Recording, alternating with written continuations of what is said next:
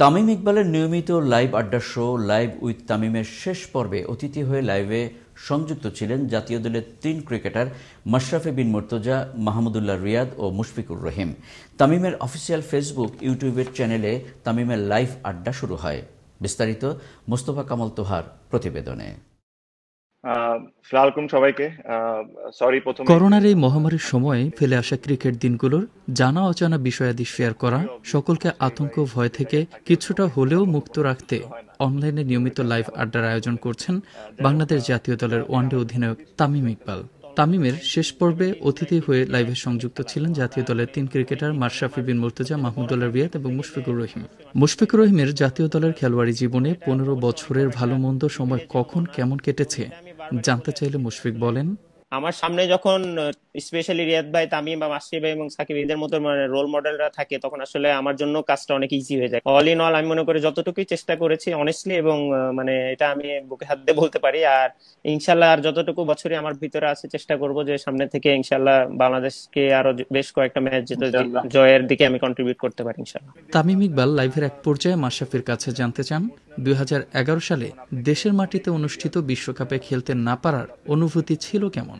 তো একটু যদি আমাকে এক্সপিরিয়েন্সটা বলতেন যে মাশরাফি ভাই, যে ওয়ার্ল্ড কাপটা ওই সময় যখন দেশে খেলা হচ্ছিল, যে আপনার কেমন ফিল হচ্ছিল অথবা আপনি কি মনে করছিলেন? আর উত্তরে মাশরাফি জানালেন যেমন, না দেখতে, আমি সবার প্রথম জিনিস হচ্ছে যে একটাই স্বপ্ন ছিল, যখন শুনলাম যে ২০১১ ওয়ার্ল্ড কাপ বাংলাদেশে হবে, তো তখন থেকেই কিন্তু মনে একটা ড্রিম চলে আসছিল যে ওয়ার্ল্ড কাপ একটা খেলাই একটা খেলোয়াড়ের জন্য স্বপ্ন, সেখানে বাংলাদেশে ওয়ার্ল্ড কাপ হচ্ছে খেলবো, এটা একটা ড্রিম ছিল। আর খারাপ লাগার কথা যেহেতু তুই বললি, এটা আসলে দুইটা টাইমে আমি ক্রিকেটে ইমোশনাল হয়েছি। একটা হচ্ছে আমি যখন রিটায়ার্ড করেছি তখনও কিন্তু অতটা তোরা আমাকে ড্রেসিং রুমে দেখেছিস, আমি কিন্তু ওরকম ভেঙে পড়িনি। দুইটা টাইমে যদি বলিস, যেটা আমার কাছে মনে হয়েছে ওই সময় আমার উচিত হয়নি, সেটা হচ্ছে ২০১১ ওয়ার্ল্ড কাপে, বাট আমি আসলে ধরে রাখতে পারিনি নিজেকে একটা টাইম।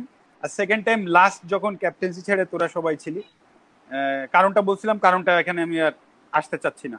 ক্যাচ মিস করা সহ যে কোনো মিসিংই ক্রিকেটেরই একটি অংশ।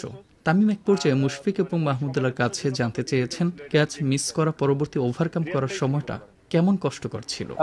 আমার জন্য বেশ অনেক ডিফিকাল্ট ছিল, কারণ একে তো সবাই হয়তো আমরা জানি যে ড্রেসিং রুমে আমরা কিরকম সিচুয়েশনে ছিলাম।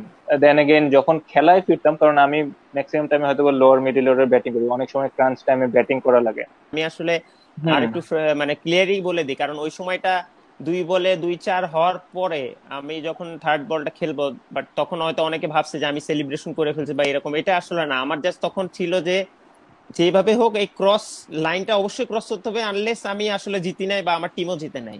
বিভিন্ন হাসি ঠাট্টা এবং খুনসুটিতে মাতিয়ে রাখার চেষ্টায় পুরোপুরি সফল ছিলেন উপস্থাপক তামিম ইকবাল।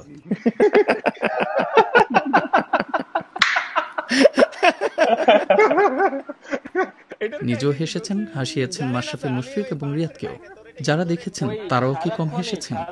ভালো থাকুক দেশের ক্রিকেট, ভালো থাকুক দেশের ক্রিকেটারগণ। করোনা শেষে খেলা ফিরে আসুক আবারও মাঠে, জয়োল্লাসে মেতে উঠুক ক্রিকেট প্রেমীদের মন, এমনটাই প্রত্যাশা সবার। মোস্তফা কামাল তোহা, আনন্দ টিভি, ঢাকা।